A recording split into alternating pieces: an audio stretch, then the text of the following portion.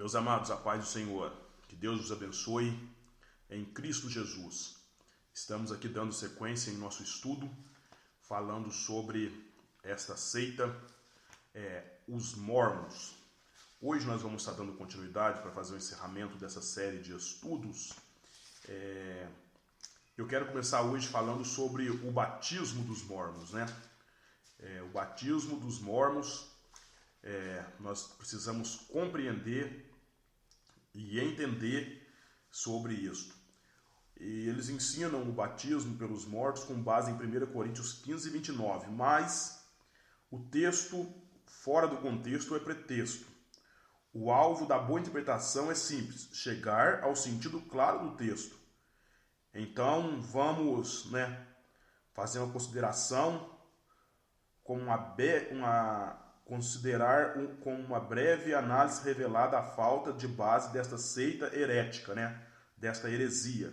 Então vamos fazer uma análise aqui. O que Paulo está dizendo em 1 Coríntios 15, 29, e eu quero estar lendo o versículo que eles usam como base para fazer esse batismo pelos mortos, Doutrina maneira que farão os que se batizam pelos mortos, e absolutamente os mortos não ressuscitam? Por que se batizam eles então pelos mortos? É o que Paulo está dizendo em 1 Coríntios 15, 29. Primeiro, neste texto, Paulo apenas questiona a estranha crença de alguns que não criam na ressurreição de Cristo, Jesus.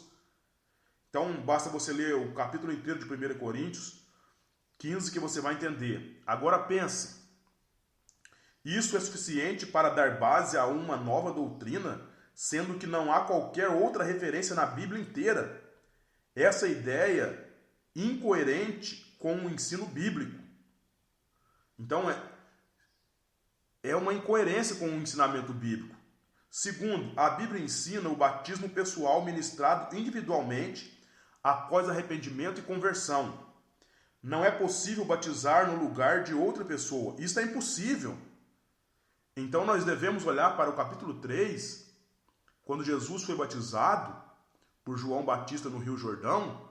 Lá estava presente Jesus na água, o Pai, a voz que veio do céu e o Espírito Santo que desceu em forma corpórea de uma pomba. E em Mateus 28, 19, ensina a fórmula do batismo, em nome do Pai, do Filho e do Espírito Santo. E depois nós temos outras referências bíblicas, que os unicistas distorcem a palavra, mas é uma confirmação de Atos de Mateus 28, 19, Atos 2, 32, 8, 36 e outras referências. Então nós devemos observar isso.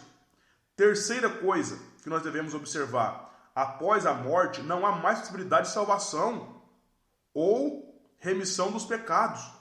Porque a Bíblia diz em Hebreus 9, 27, ao homem está sujeito a morrer uma só vez, vindo logo depois, quer dizer, vindo depois do juízo. Então não há como ser salvo depois da morte. Isto é heresia, é um ensino antibíblico, é uma mentira. Mas vamos lá. Sobre a salvação, olha o que ensina. Então, está esclarecido sobre o batismo dos mormons, que é uma heresia, e você deve observar bem que eles pegam 1 Coríntios 15, 29, que eles distorcem, e usam somente essa referência para fazer esse batismo pelos mortos. Paulo não estava ensinando isso, jamais. Mas Paulo estava falando a respeito da ressurreição de Cristo, porque alguns lá não criam. Então já está aí já esclarecido esse assunto. Sobre a salvação, para eles há níveis diferentes de salvação, podendo ser alcançada pelas obras. O nível será determinado pelo tipo de obras praticadas. A Bíblia, porém, afirma que a salvação é um dom gratuito de Deus. Então, sobre a salvação, você veja bem que os mormons ensinam que há níveis diferentes da salvação, e é conforme as suas obras. Isso é o que eles ensinam, mas vamos ver o que a Bíblia ensina? Efésios capítulo 2, versículo 8 diz assim: porque pela graça sois salvos, por meio da fé. Isso não vem de vós, é dom de Deus. Não vem das obras, para que ninguém se glorie. Então veja o que a Bíblia diz, não vem das obras para que ninguém se glorie. Então eles ensinam uma coisa contrária às Sagradas Escrituras. Sobre os anjos, os mormons acreditam que as almas evoluem após a morte, chegando a ser anjos. Veja o que a Bíblia revela. olha o absurdo, né, que eles ensinam, né? Porque a Bíblia nos mostra que os anjos são seres espirituais, são espíritos. Hebreus 1:14.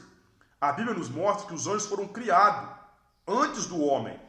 Basta nós lermos aqui, eu quero ler para você, no Salmo de número 8, Salmo 8, versículo de número 5, diz assim, ó, o Salmo 8, versículo 5, você pode aí estar acompanhando a leitura ou pegar sua Bíblia e abrir ela para estar lendo. Diz assim, o Salmo 8, versículo 4 e 5. Que é o homem mortal para que te lembres dele, e o filho do homem para que o visites? Contudo, pouco menor o fizeste do que os anjos, e de glória e de honra o coroastes. Então veja que os anjos foram criados antes do homem. Os anjos não têm corpo com carne e osso, como ensinou Smith. Está entendendo? Anjo não tem corpo de carne e osso. E Smith ensinou que tem. Sobre o casamento para a eternidade. Vamos lá. Os mormons acreditam que o casamento se estende para a eternidade. No início da seita era permitida a poligamia. Olhe bem. Os mormons acreditam que o casamento se estende pela eternidade. Mas isto é um absurdo. Vamos lá. E eles no início da seita permitiam a poligamia.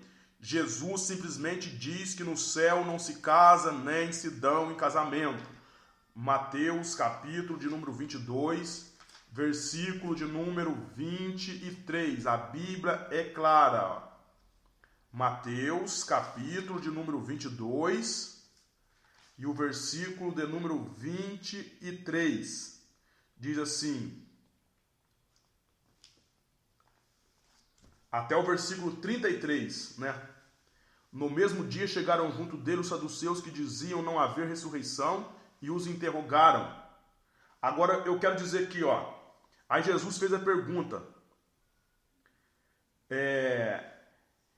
Versículo 24, dizendo, mestre, Moisés disse, se morrer alguém não tendo filhos, casará o seu irmão com a mulher dele e suscitará descendência a seu irmão. Ora, houve entre nós 7 irmãos. O primeiro, tendo casado, morreu, e não tendo descendência, deixou a sua mulher ao seu irmão. E da mesma sorte, o segundo e o terceiro até o 7º. Por fim, depois de todos, morreu também a mulher. Portanto, na ressurreição, de qual dos 7 será a mulher, visto que todos a possuíram? Jesus, porém, respondendo, disse, errais não conhecendo a Escritura nem o poder de Deus, porque na ressurreição nem casam, nem são dados em casamento, mas serão como anjos no céu. Entendeu? Então, não há casamento no céu. E outra coisa, que ele permitiu a poligamia, mas olha o que a Bíblia ensina. O crente deve ser esposo de uma só mulher. O casamento é monogâmico. Está entendendo? É monogâmico. E Paulo ensinou isso em Romanos 7, versículo 2 e 3. Também 1 Coríntios 7 e 39. Eu até quero ler o versículo para você, para a gente estar desmascarando esta seita. A mulher casada está ligada pela lei todo o tempo em que seu marido vive. Mas se falecer o marido, fica livre para casar com quem quiser, contanto que seja no Senhor. Paulo está dizendo, enquanto estiverem vivos, ela está ligada ao marido. Então vejamos aí que é uma mentira esse falso ensinamento deles da poligamia. E outra, Cristo aprovou apenas o casamento monogâmico.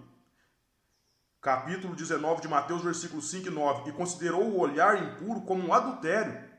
Olha o que ele diz assim, se a gente olhar numa mulher, Mateus 5, 28, e cobiçá-la, já adulteramos no nosso coração.